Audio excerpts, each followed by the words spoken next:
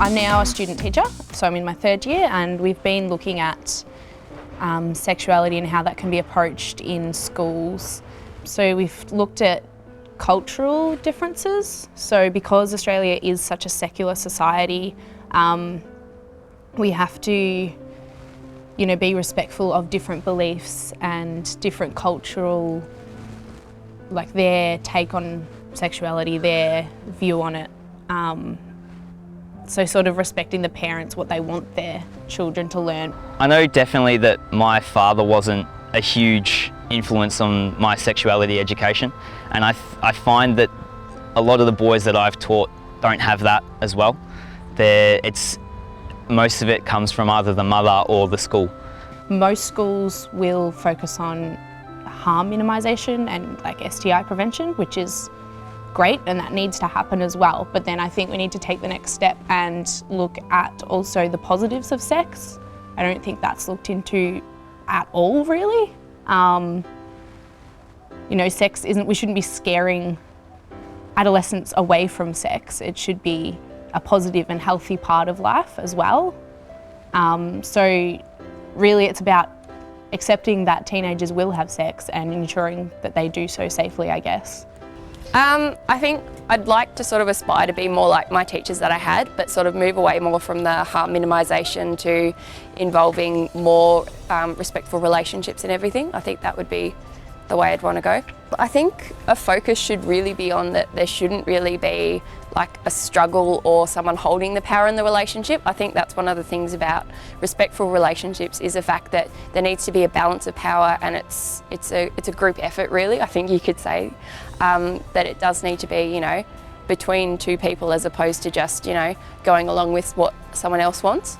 Yeah, gender and power, that was like a huge thing that we sort of did today, and we focused on the importance that, women shouldn't be objectified, and that, they should also be equal to men, and that, it's not just the whole dominance side of things that, is what a man should be, that, they can also be caring and that's not an issue, and, a woman can also be strong and independent and that's not an issue either. I think challenging gender norms is definitely a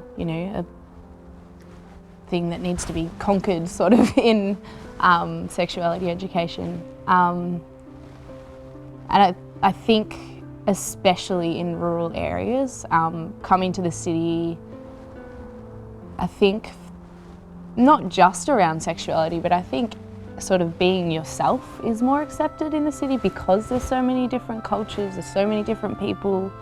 I think individuality is so much easier to sort of express. I think what we talked about today was the real sort of division between male and female roles, and how it is still seen as, maybe not like me or people in my class, but as society as a whole, there are still really set gender roles, and especially in terms of relationships and stuff, what's expected from, the males or the females of the relationships. And, it's still sort of, when you do think about relationships, you do think of the heterosexual, male and female couples as opposed to other sort of variations of it. I do find that the more and more people I talk to about it, the more I start to realise that there is still that gender inequality. There's still that discrimination against people that are homosexual or transgender, and especially women in workplaces, in uni classes, school classes, just in general. Especially I've seen that on my rounds at all boys schools as well. Just a lot of that power, that the way that they speak about girls is kind of a big indicator of what it's like in that broader community, I think. I think young people, especially sort of teenagers and sort of coming into their own in terms of like discovering their sexuality and identity, they've become really desensitized to sex. So no longer is it just something that, you either want to save for someone for when you're married or for someone that you really care about. It's just sort of become another sort of tick in the box. Like it's just, okay, you've done puberty, you've gone through school, you're going into, doing your VCE, and, sex is just another tick in the box rather than something that should be, something that you really want to do and something that's quite intimate.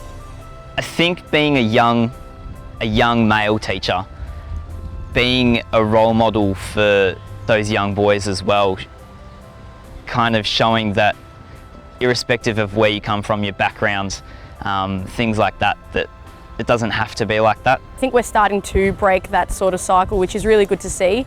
You know, we are teaching them that they don't have to stick to those stereotypes, and that it is really important with, you know, things like consent, and that, you know, you shouldn't have to enter anything if it's unwanted. And that's really important as well for both males and females. I think, you know, originally it used to just be that it was women that, you know, were sort of with the whole unwanted sex side of things. But now, like, you know, like we've seen statistics, and it also happens for young boys as well. And it should be really important that, you know, we teach the kids that you don't have to do anything you don't want to do.